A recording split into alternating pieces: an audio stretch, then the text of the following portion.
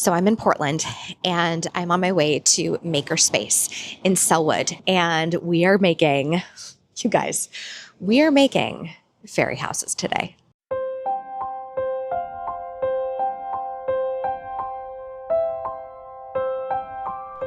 This is a class that is being taught by Françoise Weeks, who is an incredible, and I do mean incredible, florist who lives in Portland.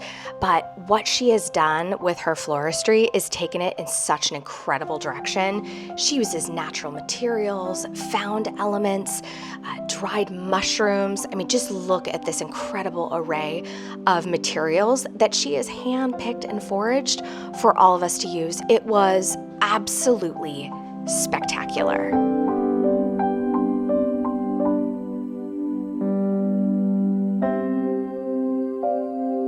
Starting off class, she showed us an example of one of her creations, and of course, it is just to die for and gave us so much inspiration.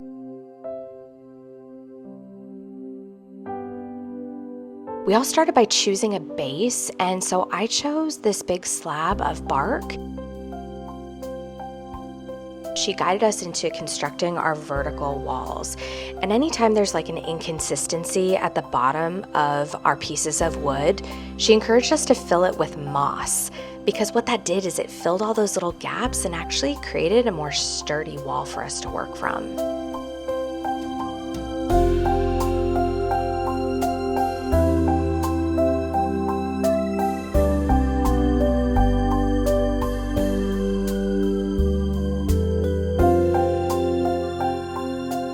Next thing I grabbed was this other awesome piece of bark because I felt like I wanted to get a little bit more height in that back corner.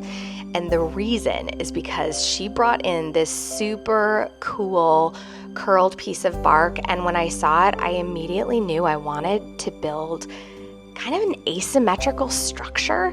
So I glued it on one side and then I kind of just let it rise up to meet those pieces that I had on the right-hand side.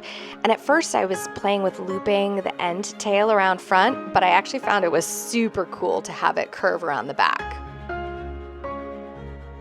I found this little piece of curled bark and I thought, gosh, this would be super cool right above my doorway entrance because it could act like a little cup.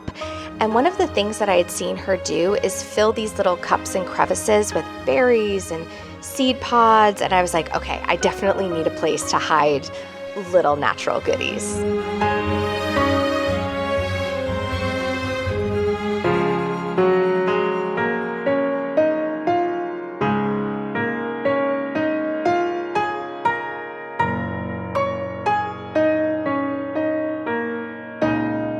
The next thing I wanted to do was grab a few other little tendrily curled bark pieces and add another layer to the top of my roof line. So at the very end, I'll show you all these little details.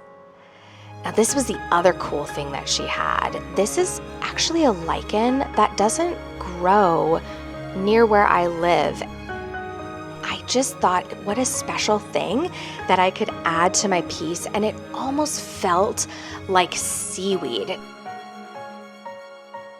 I found that bringing in some brighter pieces against this dark brown backdrop was really beneficial because I felt like it made my fairy house feel a little bit more whimsical and alive.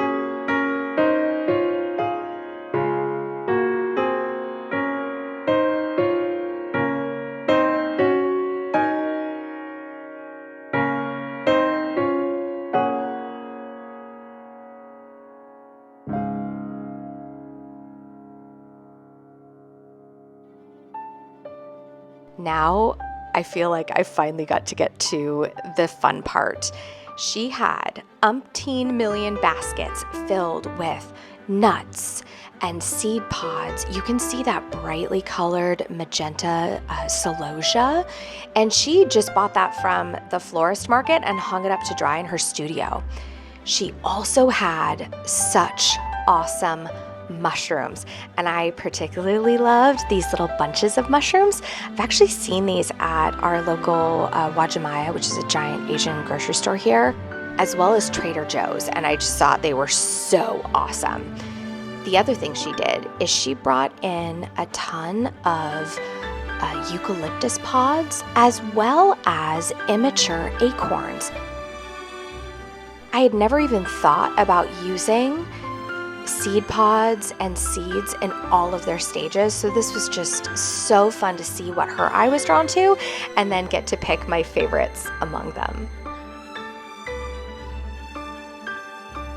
The other fun thing that I really loved is she had all these coils of bark from a paper bark maple. So that's what I'm gluing back here because I felt like it was fun to have these little scrolls added to various parts of this kind of, I feel like I made more of a compact fairy house. And so it gave a few little airy bits to keep it light and to keep it really interesting.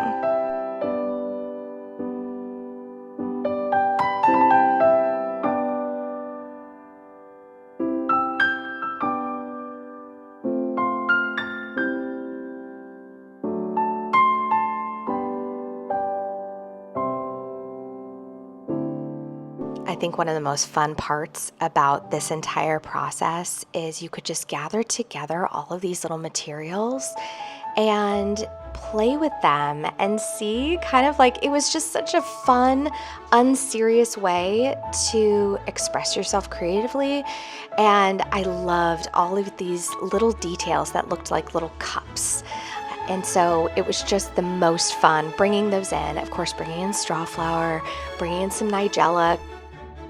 I need to have little bits of floral in any fairy house I create, but oh my gosh, you guys, it was so fun. And I became so focused on what I was doing that when I looked up, I was blown away by what everyone else had created. We were all so unique in our journey, and it just was so much fun.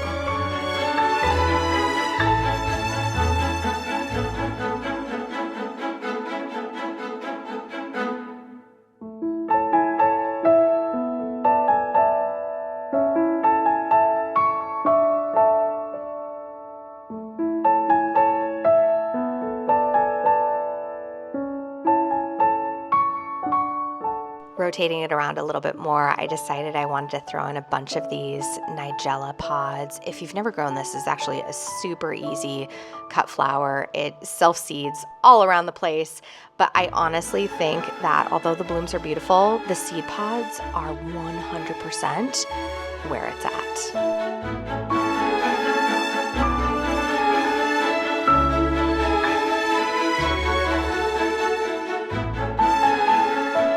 As we kind of got down to the other end, this is where I brought in, it looks like a little ground cherry, more of those dried kind of little itty bitty fairy mushrooms is what I'm calling them. I don't know what exactly mushroom this is, but she said she got them at Trader Joe's, and I was like, okay, well, I definitely need to recreate this at home.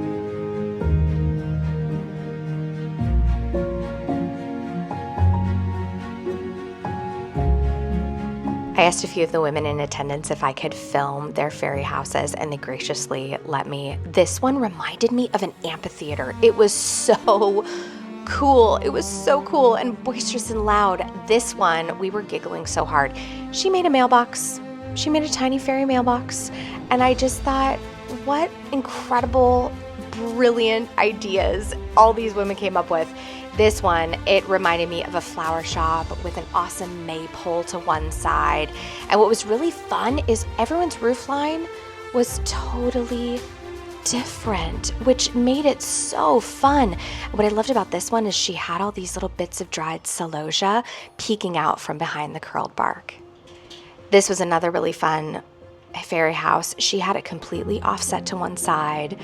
She was working with Francoise on this little tiny door. And then what I thought was really fun is she had all these whimsical branches that came out the top. And so there was just so much movement with the little grasses that she ended up wrapping around each one of the branches.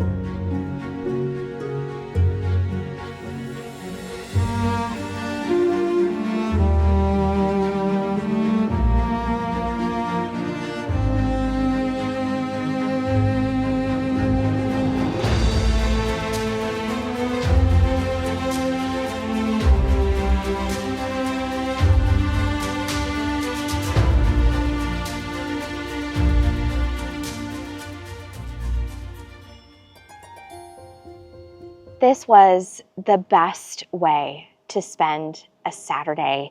It was equal parts like relaxing and enjoyable. You could kind of be in your own little brain space, but you were with this incredible group of people who also just wanted to do something creative and new and fun.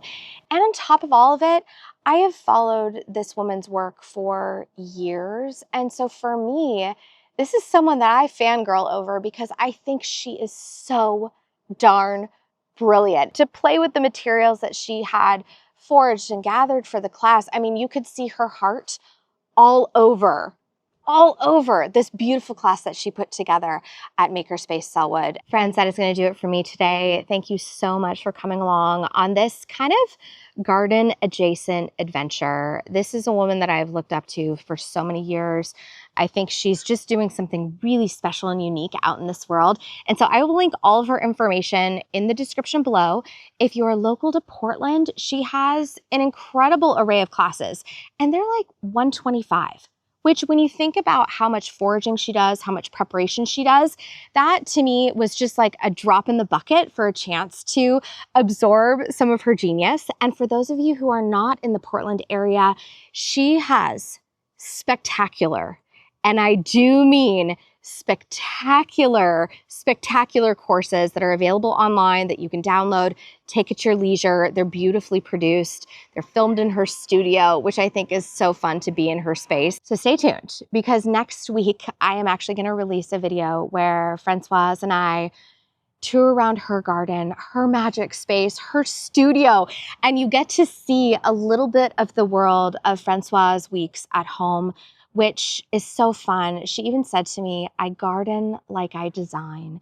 And it is so true. From the second I rolled up to her house, I knew exactly which one it was. And so come on back for that tour, because it is me in a little slice of heaven. Okay, I will see you in the next one. And in the meantime, go do something joyful, go do something playful, and say hello to your garden for me.